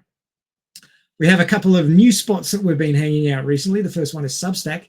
Substack is a system that enables you to sign up to various groups there, and you can have daily feeds into your email, or you can go on there and read various stories and commentary on all things to do with science fiction. And of course, there's other topics, but ours is science fiction, so that's the one I'm recommending. So check that one out. Of course, the Science Fiction Remnant Substack is available, and we'd love you if you sub to that one so that you could keep up to date with what we're putting down. You can pick it up. There's also Threads, which is part of Instagram. I was today years old when I was introduced to Threads, so I'm the complete noob, and maybe you'll be the next complete noob. If you're on Instagram, it's very easy to become part of Threads. Bottom left-hand corner of the screen when you're looking at Instagram, there's @Threads. You click on that, set up your profile, and away you go. Do sub to the Science Fiction Remnant thread, and also do check out our personal ones, and it would be great to chat with you there. There's a heck of a lot of engagement going on. We went from, 67 subs. The next day we had over 600. If I'm not mistaken, it was 36. 36 and we jumped to 500. 500, right? Yeah. Okay. So, yeah, I mean, the engagement is going ballistic there. There's a lot of people getting off X because it's just turned into a mess, and Threads seems to be the new kid on the block, which is really getting some traction. So check Threads out and do find us there. We have lots of questions we ask about sci-fi, and we ask your opinion, and we'd love to hear from you over on Threads. The podcast costs a little bit of money to put together. Robert's kind enough to be footing the bill for all that at the moment. But if you really appreciate what we're putting down, you're picking it up, and you'd like to help us out, we have a Buy Me a Coffee. Buy Me a Coffee, it gives you the ability to drop a few shekels over to Science Fiction Remnant and help us out putting the podcast together. So if you're feeling generous, we'd love it if you would help us out there. Don't forget our hotline. The number, which is international, it has 1 in front of it. But if you're continental United States, it just goes 305-563-6334. That's 305-563-6334. For all those people who were born before 1990, you can leave us a phone call. Otherwise, you'll find us on our Discord. But we're very happy to get phone messages. We've had a few that have been really interesting and sparked some really great conversation. We'd love it if you came and left us a message there. You can tell us about your favorite IP or your favorite episode, or anything else to do with sci-fi that you really love, and we'll talk around it if you're happy for us to do that.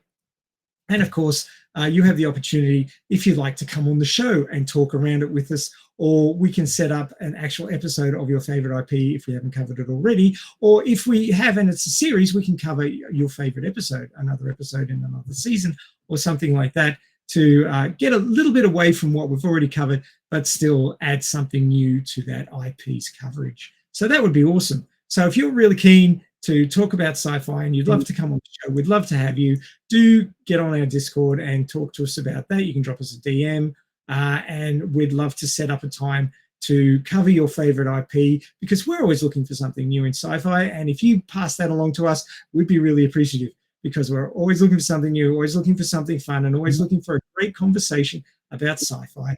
And that's what Science Fiction Remnant is all about. So thanks for joining us on this episode, and we really hope to see you again on the next episode of Science Fiction Remnant. Bye for now.